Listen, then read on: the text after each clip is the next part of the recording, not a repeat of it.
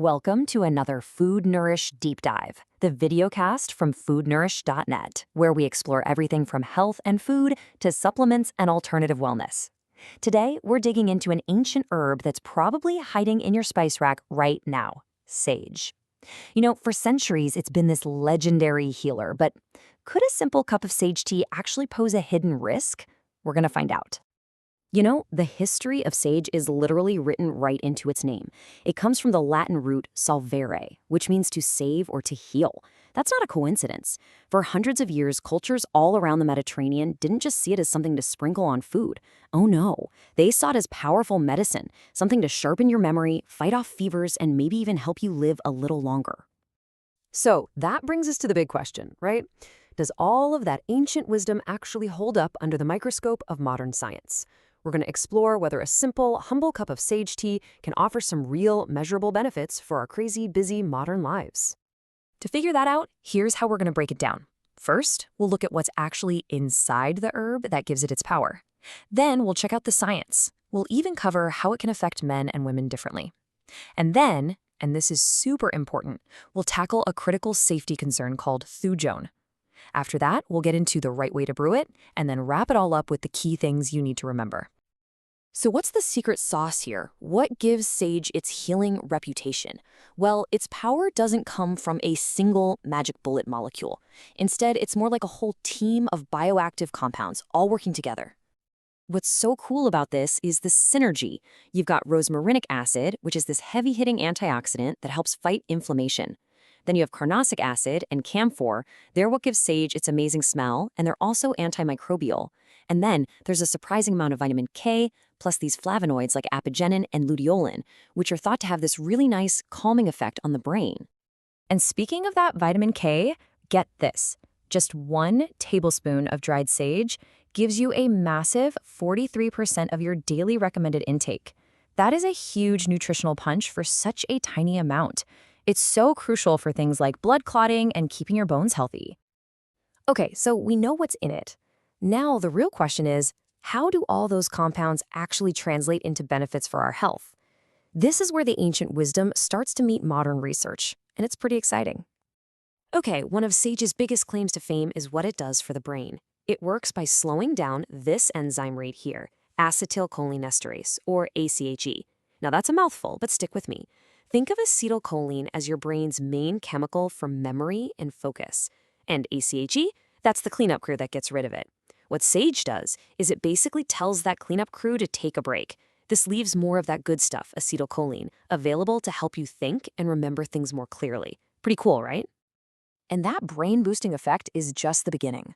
Studies also show that sage is great for oral health, it's packed with those antioxidants we talked about, it can help with digestion, and it has this really fascinating ability to reduce sweating. Research also points to some potential benefits for cholesterol and blood sugar. Now, full disclosure, the first studies on that were pretty small, so we definitely need more research to say for sure.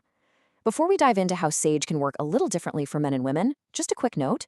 If you're looking for some great deals on wellness and supplement products, you should definitely head over to foodnourish.net/deals. We've pulled together a bunch of discounts from major brands like Perpetual Life, iHerb, Source Naturals, Nootropics Depot, and Bioptimizers. You can find that link right in the description. Okay, let's get back to it. What's really interesting is that sage isn't a one-size-fits-all herb. It seems to interact with male and female bodies in some very specific ways, offering some pretty targeted benefits for each.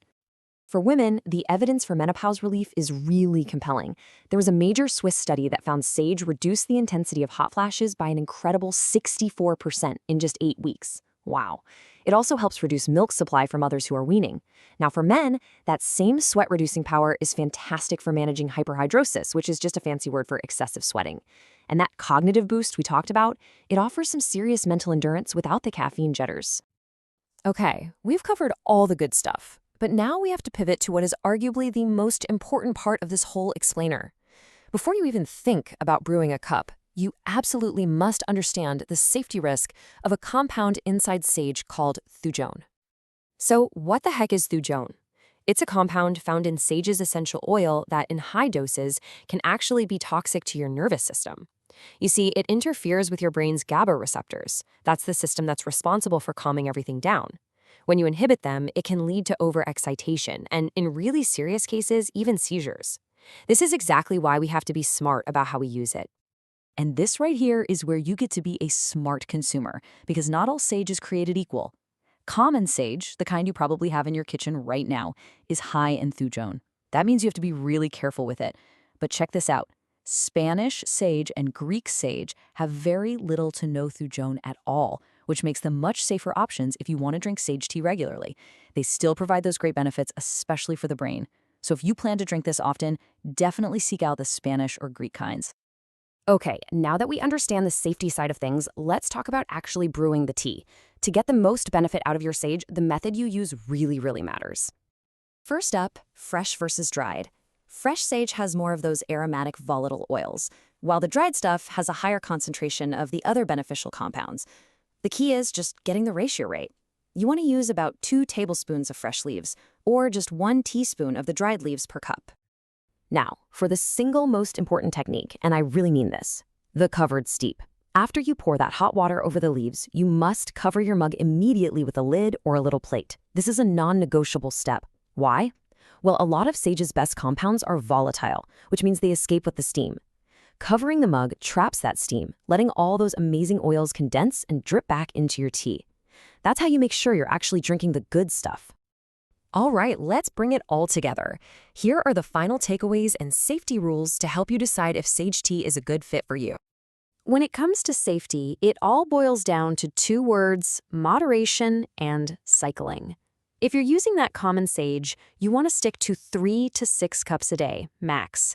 And here's the secret. Drink it for 2 weeks, then take 1 week off.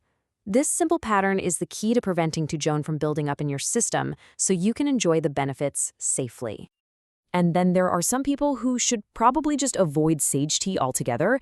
It can stimulate uterine contractions, so it's a definite no-go for pregnant women. And since it can reduce milk supply, breastfeeding mothers should also stay away, unless they're actively trying to wean. Because of that thujone compound, anyone with a history of seizures must avoid it.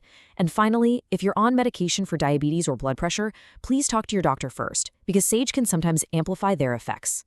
So there you have it. Sage tea is this incredibly powerful plant with a rich history and some real science-backed benefits, but it also demands our respect for its potency. So the question for you is, now that you know the science and the secrets, is this ancient healer's brew right for your wellness journey? Hey, thanks for joining me on this deep dive. You can find links to all our resources in the video's description. If you found this explainer helpful, do us a favor and hit that like button. It really helps us grow our channel.